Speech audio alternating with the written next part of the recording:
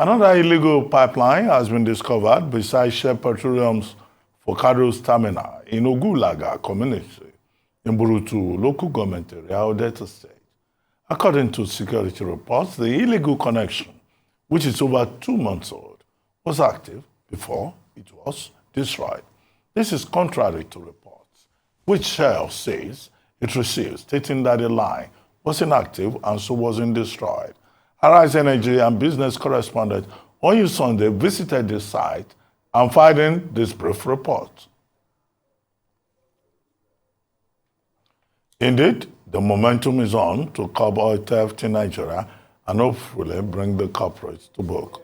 Arise business and energy correspondent on Sunday got an exclusive access to the command and control center of the Nigerian National Petroleum Company and gives us a look into the technology being employed to tackle the menace.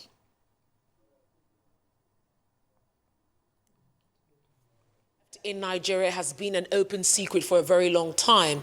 Now, why no serious action has been taken to curb the menace is what Nigerians are asking. Here at the NNPC Command and Control Center, which became operational in February 2022, the technology employed here has made it easy to identify these oil thieves and apprehend them as well. Now, since installation, taking a look at this board, we can clearly see that about 396 illegal refineries have been identified and deactivated. About 413.6 thousand barrels of crude have also been recovered.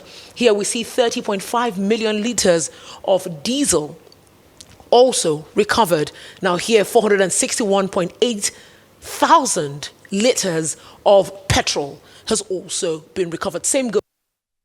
A former governor of the Central Bank of Nigeria, Sanusi Lamido Sanusi, has faulted claims by the Nigerian National Petroleum Corporation, NNPC Limited, that Nigeria consumes about 66 million liters of premium motor spirit or petrol on a daily basis.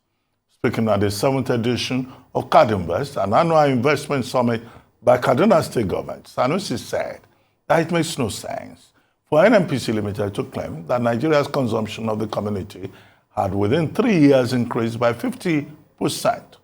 From 40 million liters in 2019 to 66 million in 2022. Mr. Sanusi faulted the NNPC's claim that shows that Nigeria's daily PMS consumption increased by 50% in 3 years, asking if the claim makes any sense. His Royal Highness Sanusi will be the second prominent national figure to question the veracity of NNPC Limited's claims on fuel consumption in Nigeria after Ahmed Ali, the Controller General of Customs. In the meantime, the former Emir of Kano has expressed compassion for whoever emerges president of Nigeria after President Muhammadu Buhari, owing to the deplorable condition of the country's economy. In a related development, Kaduna State Governor Nasir El-Rufai says there should be no reason for the Nigerian government to continue to influence what happens in oil and gas, claiming that the government has failed in the discharge of its responsibilities over this sector. He berated NNPC's failure to remit revenue into national coffers, alleging fraud in claims by the National Oil Company. In his own words, and I quote, "This year's NNPC has not brought 20,000 naira to the Federation account. We're living on taxes. It is PPT, royalties, income tax, and value-added tax that is keeping this country going. Because NNPC claims subsidy has taken all revenues," unquote. Kunle is an oil and gas expert, and he joins us now to comment on this. Mr. Kunle, thank you very much for joining us. Thank you very much, Dr. Ruben Abati. Good afternoon. Good afternoon. Thank you very much for joining us. Well, looks like we're being wonderful audience. We're being overwhelmed. Overnight, we're told that the Tantita security company, led by government Ekpomukpolo, popularly known as Tompolo, has discovered more channels for illegal refining and theft of Nigeria's crude. That latest channel in Burutu, located even very close to established export terminals, and nobody knew what was going on. Clearly, we are overwhelmed with information of economic sabotage. Emir of Kano, former Emir of Kano, says that, look, we're not serious, and that he pities whoever is going to become Nigeria's next president, because the scale of the sabotage is horrendous. Governor of Kaduna State, Nasir El-Rufai, at Cardinvest, said more or less the same thing as the former Sakin Kano, that we're being deceived. He says government should hands off oil and gas. Latest developments since you and I last met on this same station on another program in the course of the week. How do we solve this problem? What can we do? Can we talk about solutions? Yes, yes, Mr. Dr. Ruben. Thank you very much. At times, I think the country is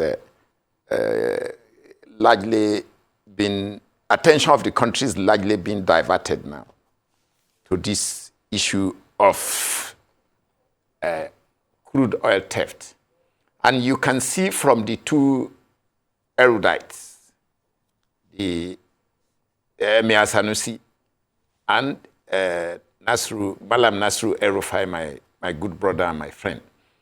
The country is really being overwhelmed now. So I think coming from the solution perspective, I agree with them totally that it was long overdue.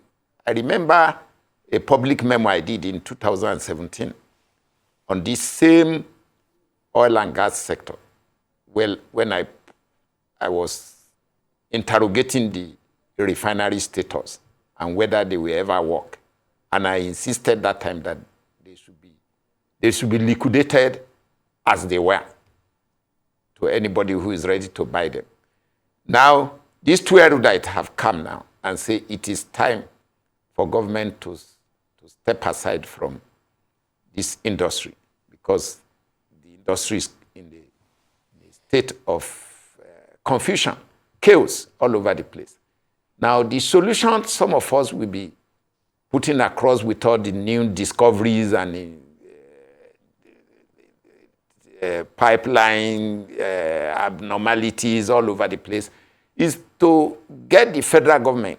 We should prevail on the federal government, and I hope they will be willing, the federal government will be willing to bring up a very powerful judicial panel of inquiry. I think it's necessary at this hour to set up a high-level judicial panel of inquiry. Let us also hear from the regulator. The industry have a regulator, an overall regulator. And NNPC is an operator. NNPC Limited is an operator and joint venture partner. So if all these discoveries are taking place about oil theft and all the abnormalities that are taking place, we need a body we can trust that can ascertain the veracity of some of this information and perhaps validate them and say, this is correct, this is not correct. We have up to these losses, technically, and direct stealing, so that we can lay this matter to rest. It's very doable for federal government if they really want to address this matter, so that the country can concentrate on other things. I'm really aligning 100% with the Emir Sanusi, 100%, brilliant erudite. I agree, and he has really put the issue in the right perspective. And I cannot agree less than Governor El-Rufai that it is time we do something drastic about NNPC. NMPC as it is today cannot deliver goods and services to this country because you have an oil economy. Now you don't have oil revenue. So how do you, where is the domestic capacity we have built since 1958 to date? When the mainstay of this economy can no longer deliver revenue to the treasury. So what is it means the whole capacity we have built since 1958 is just for few people that are enjoying the perquisite of that office now. Okay, I don't Mr. think Kunle, this is Mr. Kunle, sustainable. Mr. I don't Kunle, think this can be endured. Mr. So the Kunle, federal government must try. I hope they will listen to us. We have some of us. We are very sincere. We have nothing at stake about. There is nothing somewhere where that is influencing us. We are just having. Some of us are having clean hand, clean mind to look at this issue because it's for the common interest of the 216 million Nigerians. Okay, Mr. So Kunle. some of us have to Mr. continue to Kunle. talk like this until the right thing. Mr. Kunle, I assume that we all have something at stake. If people are stealing the common patrimony and causing all the distortions in the economy, then we are all at stake. But we are all at risk. But what do we expect the regulator to do in this circumstance? What should be the function of the regulator? And who is that regulator? What regulator should we trust? Okay, I understand that there is a disconnection there. Let's take this quick break. And then when we return, the conversation with Mr. Kunle will continue. Welcome back to This Is Live, the Sunday talk show here on the Arise News channel. Our guest is still Kunle, an oil and gas expert who has been commenting on crude oil theft in Nigeria with special focus on what can be done. Mr. Kunle, you had talked about the regulator. And I was asking you before we lost connection that which regulator are we talking about?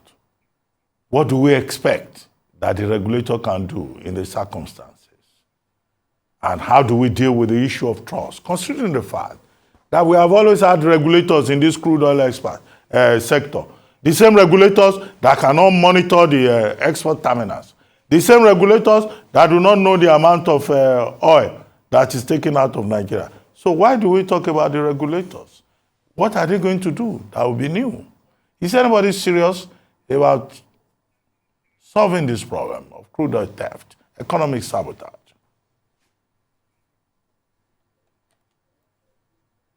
Yeah, Dr. Abati, you must know that too many things has happened at the same time rapidly in the last 1 year. If you recall, at about a year ago, sometimes August or September, we talked about this petroleum industry bill that we succeeded in getting passed into Petroleum Industry Act. And if you remember clearly, you will recall that DPR, former Department of Petroleum Resources, that was part of the ministry, has now been transformed to National Upstream Petroleum Regulatory Commission. So that responsibility of technical governance, commercial governance, safety governance of the petroleum industry is now in that commission. So since October last year to date, I think the federal government have succeeded in inaugurating the commission. Okay.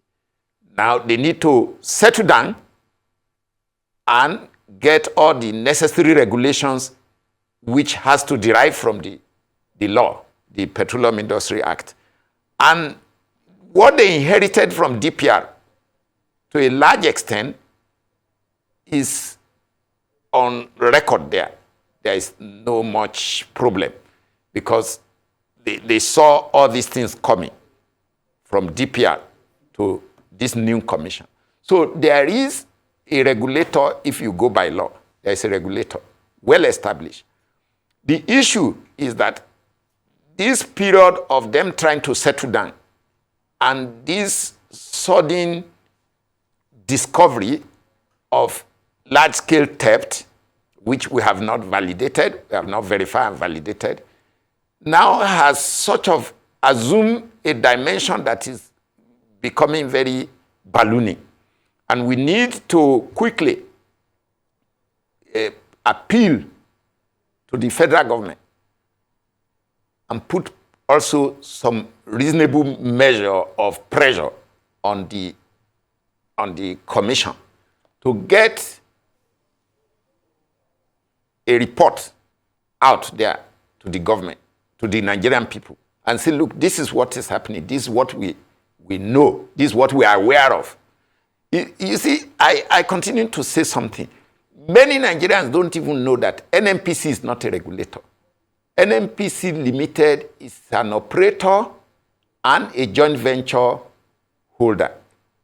So NNPC, we focus too much at times on NNPC. Some issues that are supposed to be situated around the regulator, we move it to NNPC. Some issues that are supposed to be with NNPC, we move it to regulator. So I think that one is separated now. So we have a regulator. In the structure of the governance today, we have a regulator. Okay. Okay. He needs to give us the status of the industry. Then the federal government can, on their own also, decide to put a high-level judicial panel of inquiry. We need to really get some people to face judicial panel of inquiry to answer questions. You must give us your own information. Yeah, Tompolo is doing his own job now. He has a job, he has a contract, so he has to do his job. So in the short run and in the near time, we may be overwhelmed with a lot of revelations he will come up with.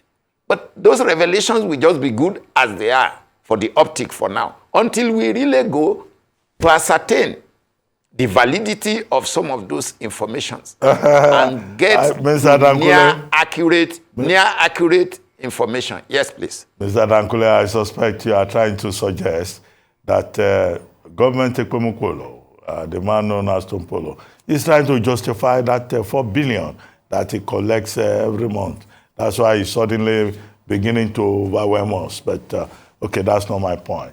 Is there a role in all of this? And the suspicions, the skepticism expressed by persons for the National Assembly. What else can the National Assembly do? And we need to round up very quickly. You have just about a minute, because I still have one more question. Okay, thank you very much. No, I don't, General Tompolo, as is qualified to be, he has to do his work. There is no, it's not that one is justifying anything. He has to do his work. He has taken a contract. He has to do the job. That is as simple as that. Okay, on the issue of the National Assembly, yes, the ownership of NNPC today is public ownership. So who are the shareholders? You and me are shareholders. We have one share. Okay, who represent us? The Senate and the House of Rep. So who governs the industry today? It has to be the Senate and the lower house. So the Senate and the lower house need to ask NNPC to give account of all the details to them, because they are the shareholders. They are the one representing we, the shareholders. So NNPC Limited is owned by a Ministry of Finance and Corporation and a Ministry of Petroleum. The two still belong to the people of Nigeria.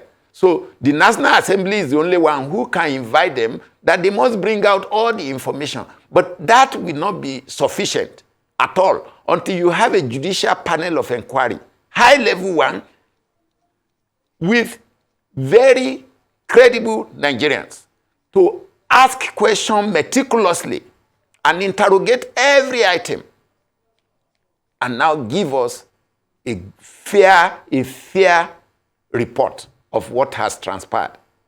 This is very important, and I don't think President Buhari will have any objection to this. I believe he's a very upright man. I don't think he will have any objection to this.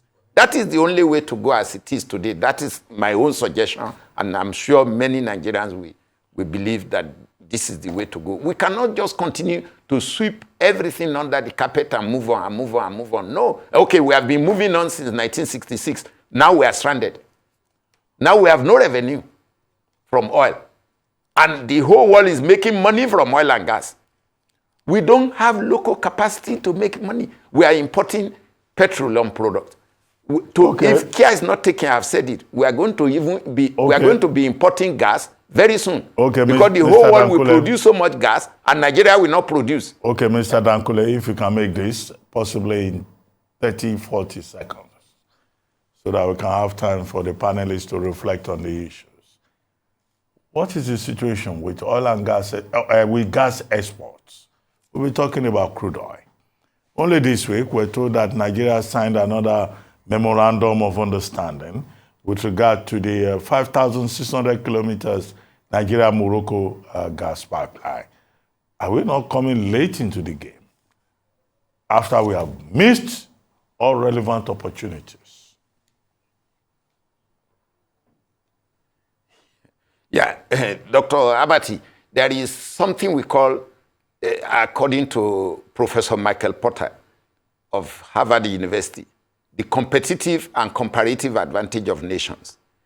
You may have a comparative advantage in many things, in agriculture, in human capital, in everything. But if you cannot deliver those things competitively, you are not there. Nigeria have not built capacity locally. Most of the LPG we were consuming in the last 7 years in this country are being imported from United States of America into Benin Republic, and part of the vessel comes to Lagos to deliver. LPG is liquefied petroleum gas. Okay. Now, Nigerian LNG in Bonny supposed to be producing 22 million tons of liquefied natural gas. Today, maybe we are doing about 16 million today. So the internal local capacity for Nigeria to even look after herself in gas supplies, gas production and supplies, is not even there. So when I see an ambitious project like gas pipeline going to Morocco under the sea, I just laugh. I say, where is the capacity? Morocco is a beautiful country that needs gas, 20 million people or thereabout. Yes, I agree. But Morocco can do with vessels. LNG vessels are all over the world today. The Atlantic Ocean and the Pacific Ocean, as we are talking, is full of LNG vessels, moving vessels from all over the world across to where they are needed. Okay, the same thing, Morocco can get LNG directly from America. They share the Atlantic basin together. So I don't know the sentiment that is influencing us. We get phosphate from Morocco, I agree. But phosphate from Morocco are coming by vessels, not by pipe. Okay. Because of the nature of phosphate rock. Okay. So you can take vessel also from LNG Nigeria if you have enough LNG plants. You take vessels to go and deliver LNG to Morocco. Okay. So that your vessel can now go to other places when they deliver. Okay. So Morocco should build a regasification facility to receive gas. But Nigeria, the issue is, let's come back to Nigeria. You don't even have the internal capacity to produce gas enough in your country to be competitive. Mr. Dankule. It may end up, just a moment, it may end up for this country that in 2, 3, 4 years' time, we are going to import gas. We may be compelled to build a regasification plant. You remember there was a time we were to put a floating power plant in Lagos. We may end up having to import LNG in this country because it will be cheaper by the time all the countries around Africa start to produce, bringing out LNG. The price of LNG will stabilize at about $6 or Mr. Dankule, and then we will start importing LNG. Yeah. Well, Mr. Dankule, thank you very much. I believe you have raised many of the relevant issues. We'll leave that for our viewers, to consider and also to process. Thank you very much indeed for joining us.